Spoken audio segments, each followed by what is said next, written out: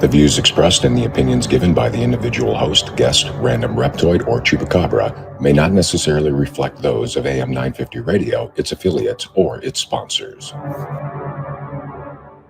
Now, it's time to step into the unknown.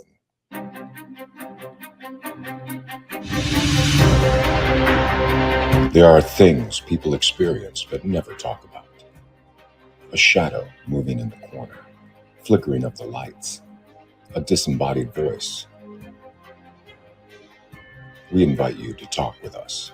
Share your story, share your experience, because this isn't just your story, this is our story. This is GhostBox Radio with Greg Bakun. And this is GhostBox Radio on AM 950, where every night we talk about the paranormal, ufology, Bigfoot, and so much more. My name is Greg Bakun, and thank you very much for joining me tonight. We're going to be talking tonight with Father Kenneth Torres. We're going to be talking about the introduction to the demonic, his new book that he has written. But we have Adam in the house also tonight. Adam is back over at the station. And Adam, what's it like over there is weather-wise? Because we have some weather coming through. Yeah, we've had some thunder and lightning here in EP, and according to the radar, it's going to be moving out soon. We have some light rain chances, but it looks like any severity might just be from some wind coming up. But I don't think we're going to get anything fun when it comes to thunderstorms. I consider it fun. I'm sorry. I consider that. I was going to say nothing that I can get into my Ford Explorer and start chasing is what you're saying. I will say when that movie Twister came out when I was a teenager, that was horrible for me and my buddy Dave, because we went to try to storm chase in an old Chrysler LeBaron. That didn't turn out too well. But ever since then, I've been fascinated by storms. And this one, lightning chances, please don't take shelter under trees if you are outside. Try to get indoors, because it is some nasty lightning, but not a whole lot's going to form out of it. No. Did I ever tell you I storm chase? No, you didn't. Really? Yeah, I do. I go out, and obviously this year there hasn't been any opportunity to do so because there's been really no storms in our area. But you know, I did a lot of traveling from Minnesota to Iowa to Nebraska over the last year. So I mean, that's the prime location for all of that. So yeah, no. You run into anything fun? Absolutely not. Nope. It was all just nothing really happened. But you know, what can you do, right? I mean, that's just how it goes. That's how the cookie crumbles. It's how the cookie crumbles. The weather cookie crumbles that way. So it's a great show. I see that there's people showing up into the to the comments and stuff. And if you have any questions tonight, make sure that you're ready for them, because tonight we're going to have on the show. We're going to have on Father Kenneth Torres, an exorcist, is constantly battling the demonic. The effects of demonic possession and exorcism on trained clergy can be potent and damaging, both physically and mentally. Father Kenneth has experienced firsthand the effects of demonic possession on himself and others.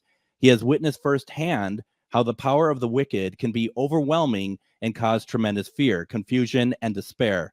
Father Kenneth has made it his mission to help those struggling with demonic possession by using his training and knowledge to help them overcome their fears and ultimately be delivered from the wicked. Father Kenneth also strives to educate the church and the public on the dangers of demonic possession and how to protect against it. He advocates for the safety of those vulnerable to demonic possession and gives them hope that they can still be delivered from the wicked. He is also the Spanish subdivision director for the Warren Legacy Foundation for Paranormal Research, founded by the late Lorraine Warren and her grandson, Chris McKinnell, who we have had on the show before. And I would just like to welcome Father Ken. Welcome to GhostBox Radio. Hey, Greg. How are you doing? Good evening. Thank you for having me on. Wow. It's a privilege and honor to be here. Thank you so much. Likewise. It's a very much a privilege to have you on. And I'd like to invite all of our listeners to join into the conversation. If you'd like to ask Father Ken a question tonight, you can call in 952-946-6205. That's 952-946-6205. Email us a comment or a question over at comment@ghostboxradio.com. And we are live on AM 950 radio, but we're also streaming video on the following Facebook pages. You can watch us on AM 950 radio, Things Network, and GhostBox Radio with Greg Bakun. You can go to all those pages, make sure that you support them and like them, please.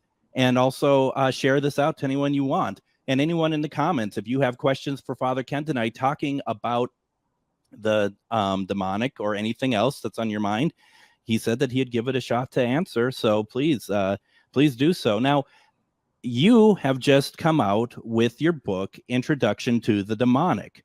What is that? What is the purpose of this book? So the Introduction to the Demonic is a very, very, very basic understanding and guide to Christian demonology and what possession and exorcism is.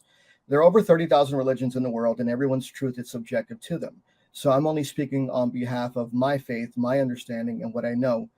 More importantly, that book, I made it for paranormal investigators. Mm-hmm. I made it small enough to where you can actually have it in your go bag. If you come across a situation, if you need some general knowledge, boom, open up the book. I didn't even put a table of contents in there because I didn't want to waste anybody's time. I just want you to open up that book, look through it, highlight the pages that you need, and boom, there you go.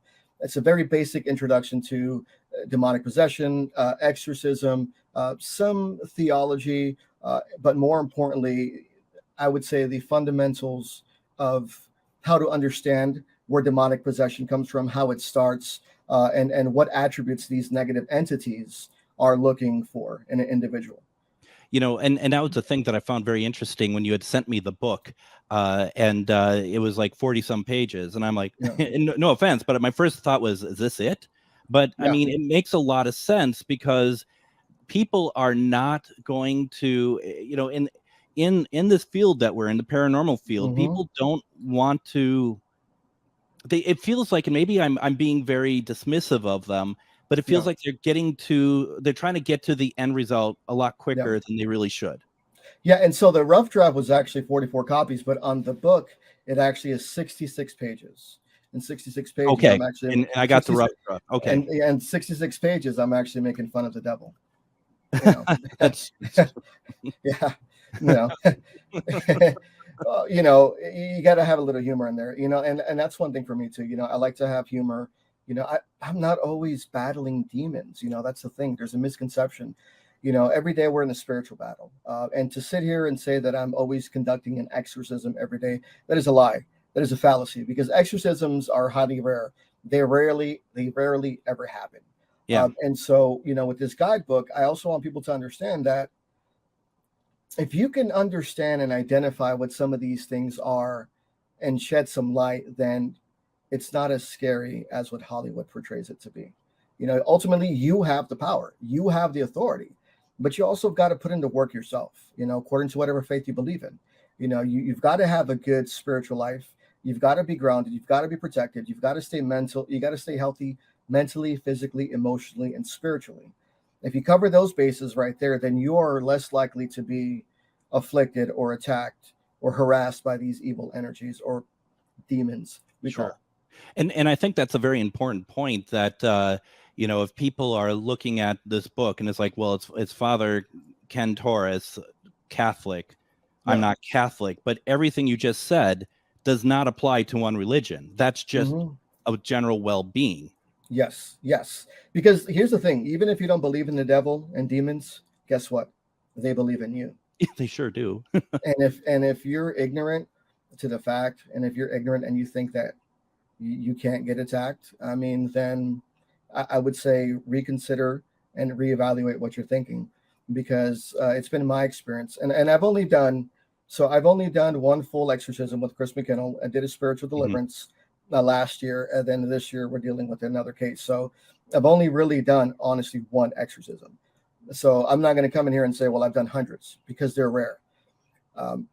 In order to do hundreds of these exorcisms, you would have to have been Father Gabriel Amorth, Father Vincent Lampert, you know, people that have been in ministry for 20, 30 plus years. Yeah. So, you know, I've been an independent Catholic priest for a little over 3 years now. I've been in ministry my whole life as a Christian, but when I went to seminary school, I decided, you know what, Catholicism is what I love. I love the theology. It doesn't change. And so I pursued that. So I want to get that out the way real quick. I don't want to give anybody, I don't want to mislead anybody, and I don't want them to think, oh, I've conducted thousands of exorcisms. No. Haven't.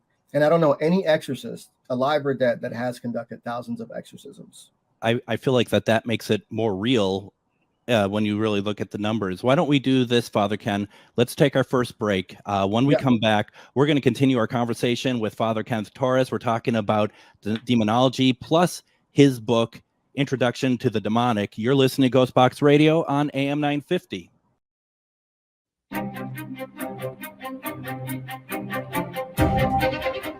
And welcome back to GhostBox Radio on AM 950. My name is Greg Bakun. Thank you very much for joining me. We're talking today with Father Kenneth Torres. We're talking about the demonic, as well as talking about his new book that just came out, Introduction to the Demonic. And where we were just like leaving off is talking about the number of exorcisms that you performed. And I was just saying, Father Ken, that I feel like that when you're not saying that you have a ton of exorcisms, I mean, that to me just seems more real. And I think maybe that comes down to the fact that the majority of the general public, I don't think really understand how rare demonic possession really is, or even demons for that matter. Yeah, I mean, demonic possession is highly rare. I was looking at a Vatican study, and I think that the Vatican has reported within the past 20 years, only 0.1, 0.3% of demonic possession across the United States and the world. I mean, so that's still significantly a small number, but there's a lot of victims, people who are afflicted. But when you break down those numbers, it's still a smaller number in portion. What the issue that we have is we have all these TV shows that are entertaining. And there's one specific that I'm not going to name that I think maybe isn't as accurate as what people think to be. Mm-hmm. We have a lot of clergy, and I say that loosely. We have a lot of clergy that, God bless their heart, they're in it to help people. They really want to do their best. Now, they have a love and a passion for the ministry, but they lack formal training. They're not really clergy. They haven't gone to seminary school. Like for me, I have a master's in pastoral counseling. So that means that I'm a chaplain. On my day-to-day, I'm a chaplain. I'm not a licensed mental health specialist, but I refer people to them. So I can provide chaplaincy to people, and I can see and I can gauge where they're at spiritually, mentally, and physically. But it is highly rare. It is highly rare. So when I say these things, and I lost my train of thoughts, I'm looping back to the idea that we also have to take a lot of things into consideration before even considering something demonic. Right. And that's kind of the purpose of the book, at least for the people who you want to have it as kind of a manual that read this, take a look at this before you start just saying when somebody, when you hear a voice or something, oh, it's demons. Yeah. I mean, because, there are stages, there's similarities between demonic possession and mental illness, like noticeable changes in behavior, unexplained physical ailments, unexplained emotional disturbances, depression, and anxiety, which, okay, that can correlate to demonic possession. But at the same time, we need to make sure that we get the person who is claiming these things to get a full psychological and medical evaluation. And we also need supporting evidence. We need to see that there is something of supernatural happening, because a lot of people, they can be afflicted by an energy. It can be oppression. Sometimes oppression does not lead to demonic possession. Possession is a fully violent takeover of yourself. You surrender your spirit and your soul to that negative entity. So if we can, as professionals and clergy, be there at the beginning stages and help people get back on the path of their spirituality and finding their faith, and once they start becoming stronger again, then that energy that's attacking them or afflicting them, it'll fight a little bit, but it's going to ultimately go away and leave you alone, because it's looking for someone who is weak in nature. Typically speaking, it's been my experience that people who come under some sort of possession, oppression, have suffered physical trauma, sexual trauma, a lot of bad things have happened. There's usually an underlying trauma that is untreated that can potentially lead into this manifestation, oppression, and ultimately possession. So we got a call to from and she doesn't want to come on the air, which I understand. And the question that she has is, I think it's extremely important.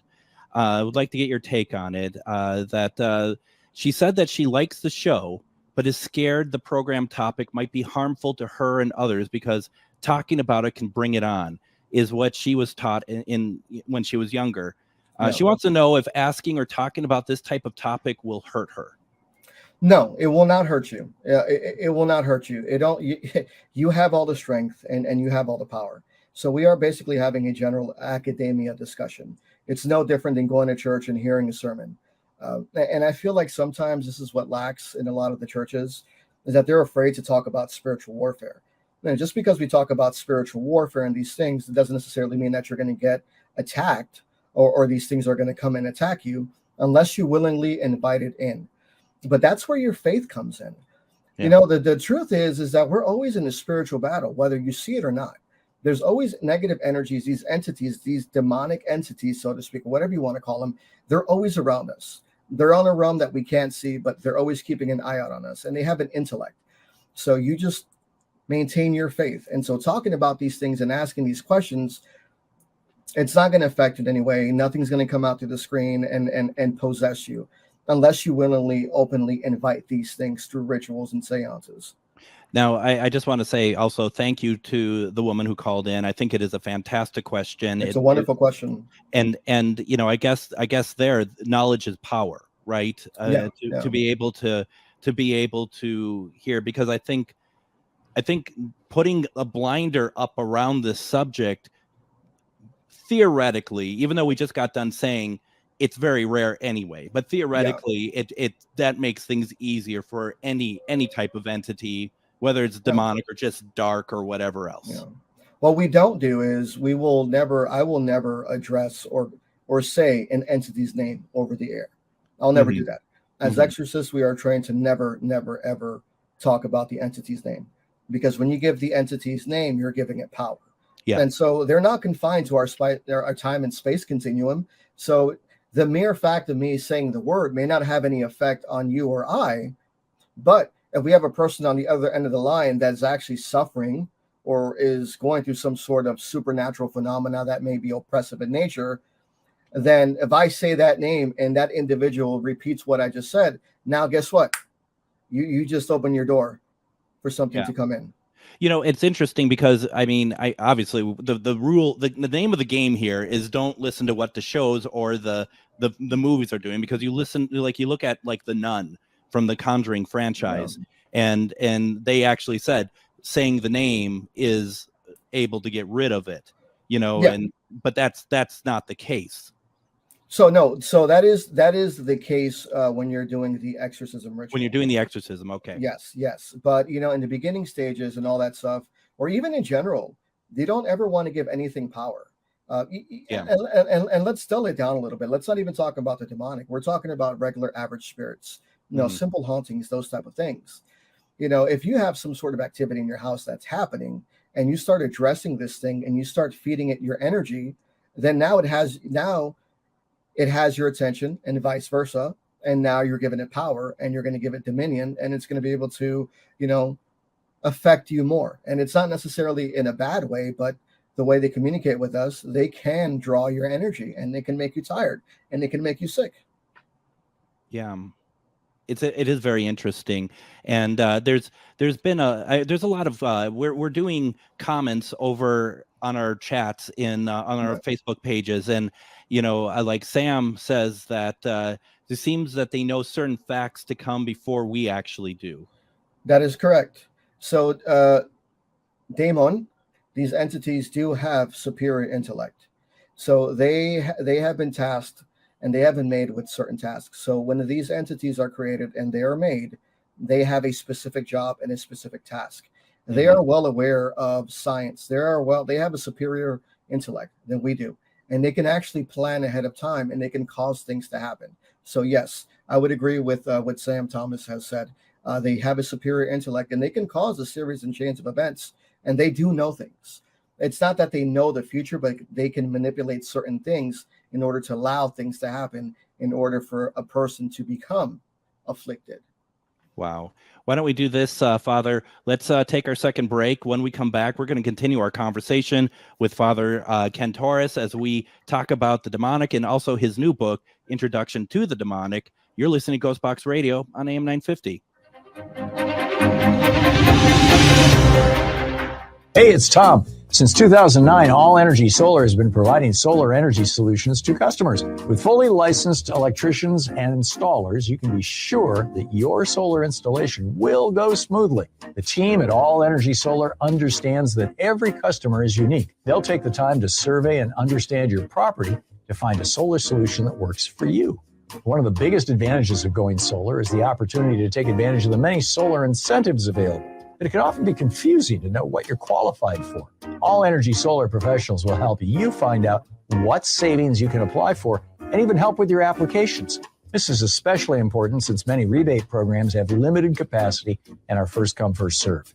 So it's important to have a professional on your side who will make sure you get every eligible rebate. Get a free no obligation assessment from All Energy Solar's commercial solar specialists by calling 800-620-3370 or visit allenergysolar.com.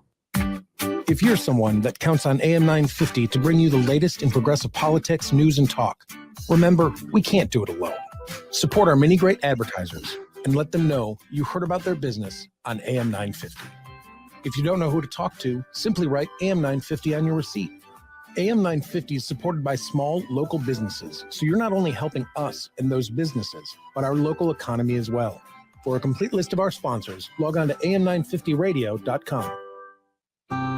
Woodland Stoves and Fireplaces is having their annual sale for the entire month of July. All of their indoor and outdoor fireplace products and accessories are at the lowest price of the year. Did you know that now there's also a 30% federal tax credit when you install an efficient wood heating stove or fireplace? At Woodland Stoves and Fireplaces, we can explain and show you the many options. We have the Twin Cities' widest selection of wood-burning stoves and fireplaces. I love my wood stove. We enjoy the sense of well-being we get by cutting and splitting wood to warm our home. Wood is our choice, but you may have other choices at Woodland Stoves and Fireplaces. Whether transforming an existing fireplace or adding something new, a clean burning wood, gas, or electric fire can have you sitting pretty and cozy by the fire. Visit Woodland Stoves and Fireplaces at Riverside and East Franklin Avenue in Minneapolis or at woodlandstoves.com. Woodland Stoves and Fireplaces, since 1977, out of the ordinary products and services to make fire work for you. Don't drive too fast or you will miss Scott Jamama's Hot Barbecue. Scott Jamama's offers huge taste out of a little place. Located at 3 West Diamond Lake Road near the intersection of Nicollet Avenue and West Diamond Lake Road in Minneapolis, this tiny hole in the wall offers mouth-watering baby back ribs, grilled chicken, and half-pound pulled pork sandwiches. Don't forget to add the potato salad, spicy baked beans, twice-baked potatoes, and delicious desserts. Find their hours and full menu at scottjamamas.com. With a look at your AM 950 weather, I'm Patrick Lilia. Tonight, a slight chance of rain and storms with a low of 67. Another chance of rain and storms on Friday with a high of 87. 30 Bales is a celebration of the best of everything Midwestern cuisine has to offer. Located on the corner of Main Street and 11th Avenue in Hopkins with plenty of free parking. More at 30bales.com. AM 950 KT. And welcome back to GhostBox Radio on AM 950. My name is Greg Bakun. Thank you very much for joining us. And before we get back to Father Ken, I just want to remind folks that if you haven't thought already, if you're in the Twin Cities area, we're doing our event tomorrow over at the historic Grant House in Rush City, Minnesota.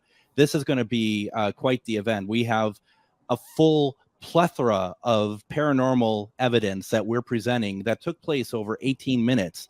But as I've been saying all week, what's really incredible about this information is that it's all related to one person that we actually found documentation about. You get EVPs, you're going to get spirit box knocking on the walls, you're going to get disembodied voices, shadow figures, all of it. And it's pretty incredible.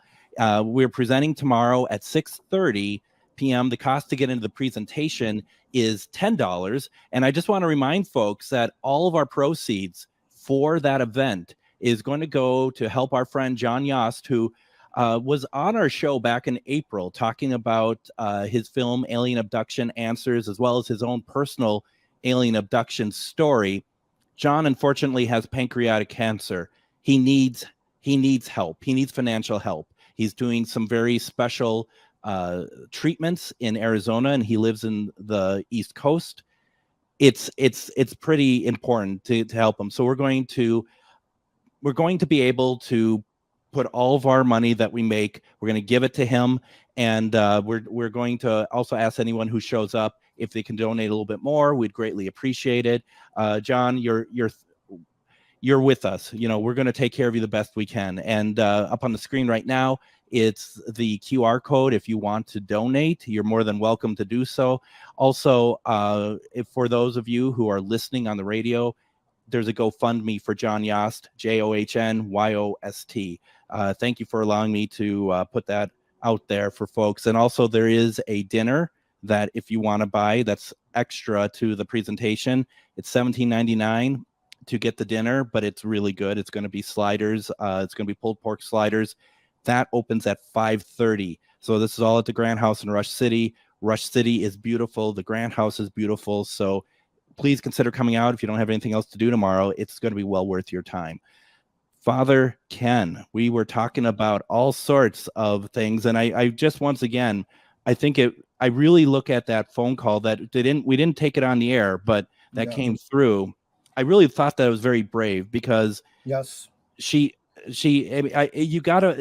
respecting what it is, not saying that's like she likes it, but she's respecting what it is, but she wants to understand more. And I respect that. I commend the viewer or the caller, because it takes a lot of guts to do that. I mean, this stuff can be really scary. You know, this stuff can be really scary, and it's I think a lot of it is also misunderstood. But the fact remains is that, you know, spiritual battle, spiritual warfare, you know, demonic possession, there's nothing pretty about it. I feel like Hollywood has glamorized this vocation. Mm-hmm. And I call it a vocation because it's a calling. You know, I have my regular everyday duties as a chaplain. You know, I do counseling, all that. And then when I get a case in, I have a team. And it also, too, depends where, because I am the prior general with the Solomonic Order of St. Michael the Archangel. That is my religious order. And so we do things from a religious perspective. Contrary to the other hand, I am with the War and Legacy Foundation, too. We do things in a different manner, scientific. We don't ever use a D word in the foundation. Yeah. And I love that. I love it because we give it power. And not only that, though, people use that word like candy. Everything is demonic in nature. And it's just sickening because it paints a really bad picture. And not only that, though, by doing that, you're glamorizing these entities, and unbeknownst to people, you're actually giving it more power because now there's a lure and they know that people fear them. But in reality, we have authority over them.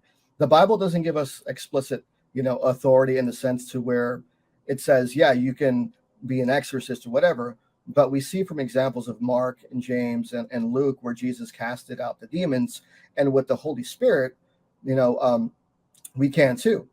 But just because you can cast out a demon doesn't mean you should. Look at the Pharisees in the Bible. The Pharisees in the Bible went to a demon-possessed man. And that man said, John, I know who he is, but you, I don't know. And that man ravaged those Pharisees or those other people who were going to cast them out. Why? Because they didn't have spiritual authority. Just because you believe in something at the same time doesn't necessarily mean you have the authority to do it. And that's the thing that we encounter amongst a lot of followers as well. They believe in these things and they say, well, if the Bible says this, I'm taught to do this, that's fine. But when they try to apply it, it doesn't work because they're not under a state of grace. Mm-hmm. They have no training and they have no spiritual authority. These energies, they operate off of spiritual hierarchy. So they know whether or not you have authority behind you. And if you don't, and you try to exercise or do one of these rituals, they can kill you. It can also kill the afflicted. I worry a lot, actually, because I think you bring up a very good point.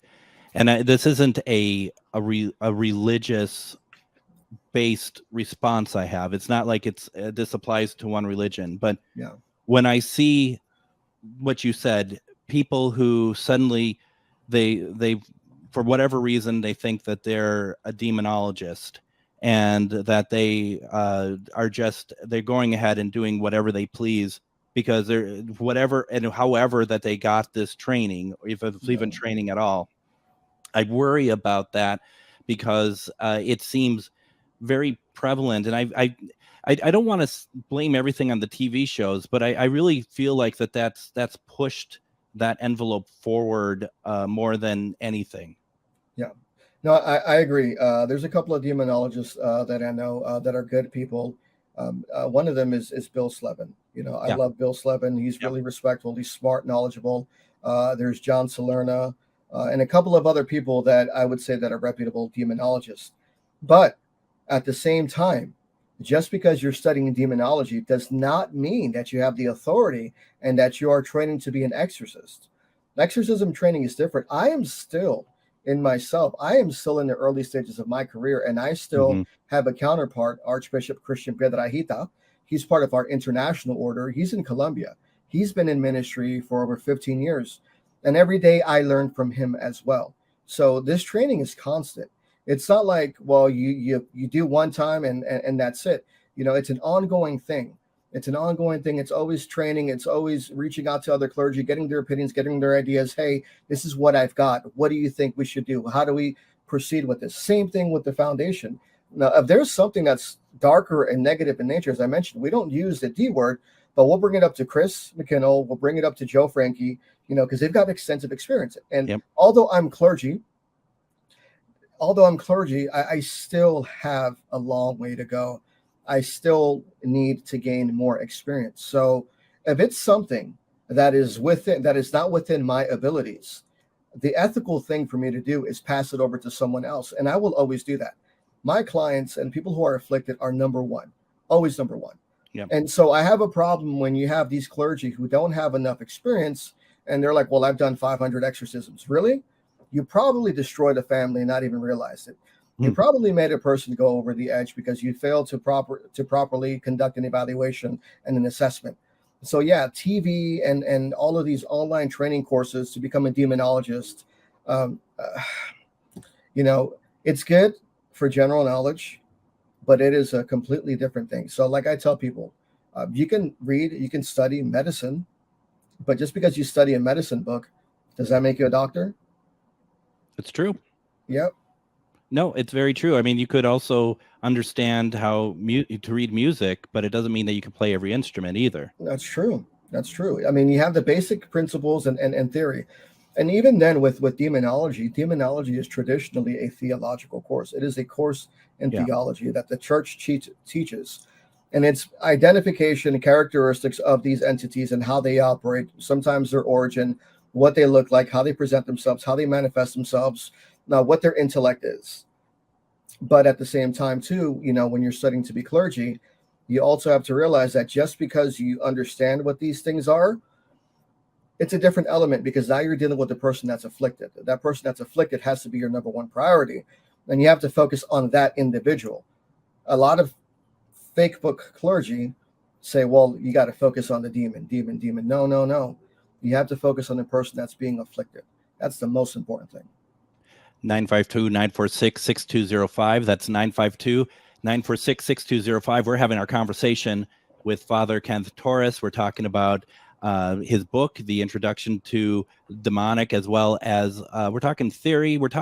It's a great conversation. And anyone, we have another a segment after we get done with this one. So anyone who has questions, feel free to call in. But I just find I'm enjoying this conversation because I think it's a very honest one, and I think it's one that really helps break down what is really happening, because I do find it so often that people are just wanting to jump to demons, and we're trained that way, I think, really. Yeah. And that's even before the boom of the paranormal. I mean, it goes back to The Exorcist and goes back, that's just how it works, I think. Yeah, pop culture has played a significant impact, and it has really shaped, our views or the general public's view on what demons are. So The Exorcist, The Omen. So pop culture has had a significant influence in how we view these things. But a lot of that is just entertainment. It is true that some of those things, those special effects, those things that happen in the movies can possibly happen, but it's rare as well. I mean, at the end of the day, you're watching a person suffer. Yeah. You're watching a family suffer. The event is traumatic. Your life changes drastically. You can't sleep. You can't eat. You can't go to work. Screeching sounds in your head all the time. All these voices bothering you. You can't focus. You're not bathing. Then it's affecting your family as well. You have these outward manifestations, things exploding, things appearing, reappearing. Sulfuric smell, a constant torture, a constant mind game being played with you. And I don't understand why people want to be involved with that. Right.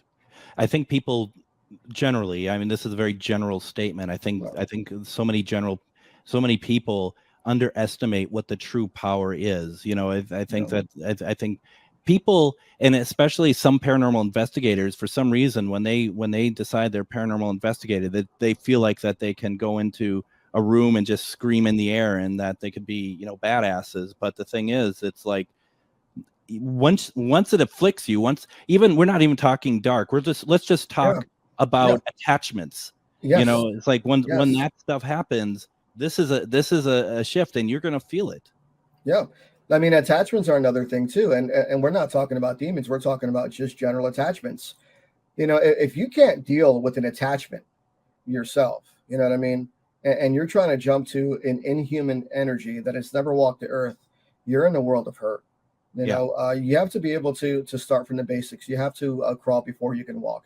And you have to be able to identify and assess properly before you make any assumption of what it is. Now, you can say it's an attachment or whatever, but how do we not know it's a person manifesting psychic abilities that they've never known they had? Well, there's poltergeist activity. How do you not know that person has telekinesis or abilities or is going through a significant event in their life and they're causing that, supernatural activity themselves? So it's not just attachments and demons. You have to look at the sola fide, the same person, the person itself. Very, very well said. Why don't we do this? Let's take our last break. When we come back, we'll finish our conversation with Father Kenneth Torres. We're talking about demonology, demonic entities, all sorts of things. We want to take your calls, your questions, everything else. You are listening to GhostBox Radio on AM 950.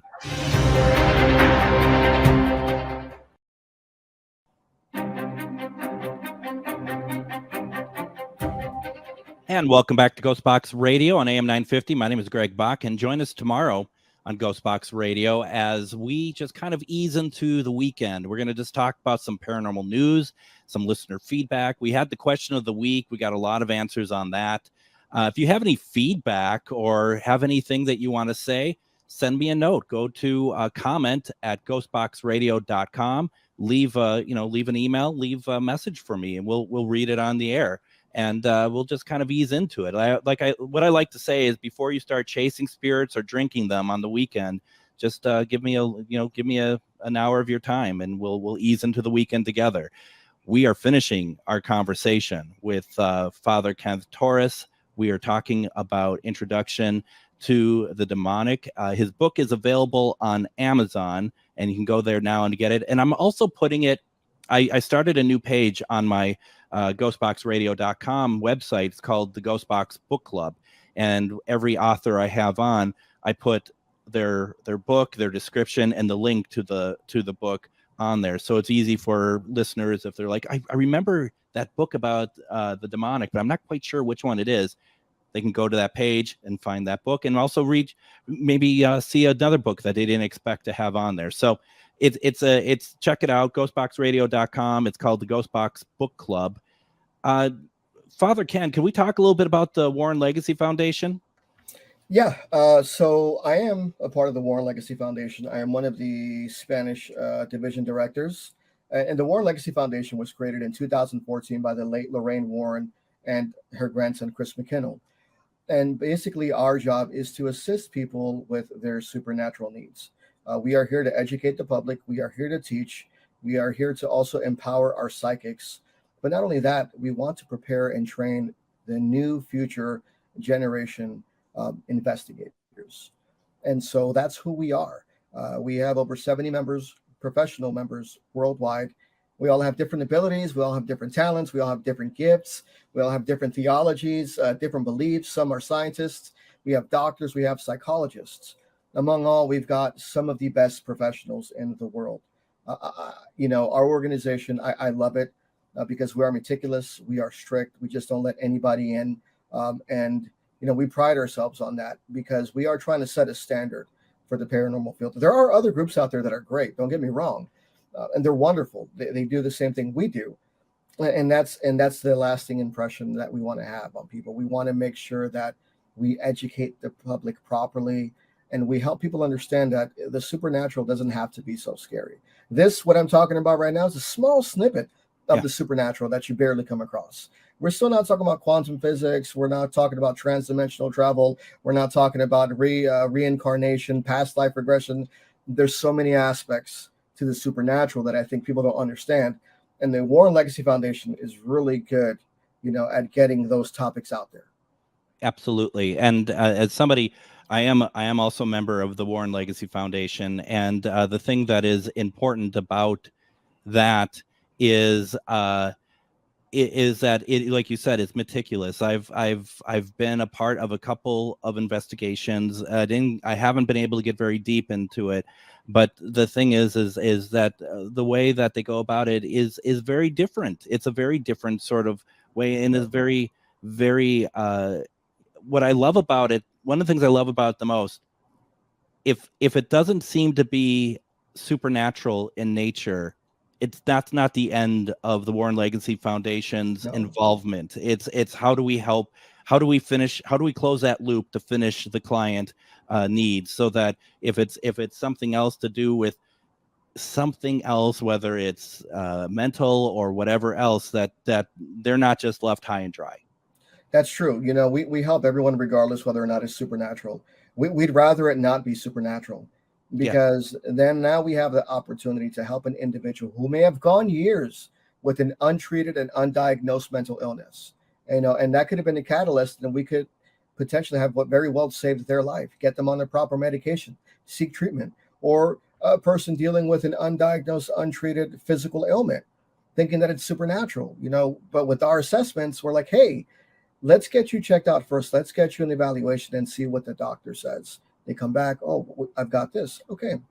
Now, don't get me wrong.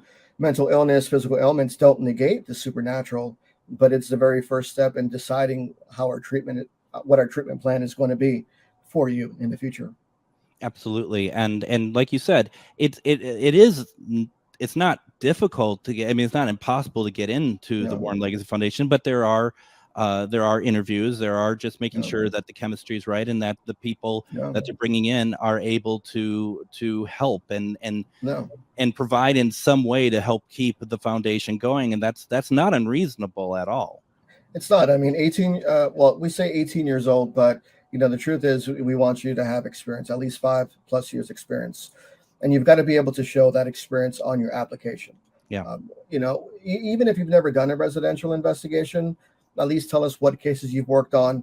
You don't have to go into the specifics of the client name. How'd you work that case? What was the case about? And what was the resolution? That's what we're looking for. We're not looking for right or wrong answers, so to speak. We're looking at your thought process. We're looking at your logic. And we're looking at how you deal with these situations and how you've helped out a family or an abandoned place. Oh, also, too, in the foundation, we also help the deceased. We're here to help the living and the deceased. Yep. That's very important. That's a very important part of it. And I think that's something that does get kind of left behind sometimes when we talk about paranormal investigations, that there are two pieces to it, the living and those who have passed. You go into a location, it doesn't mean that you're trying to expel a spirit. You're kind of a spirit negotiator. Yeah, I mean, and human spirits are a lot harder to get rid of than inhuman spirits because they have free will.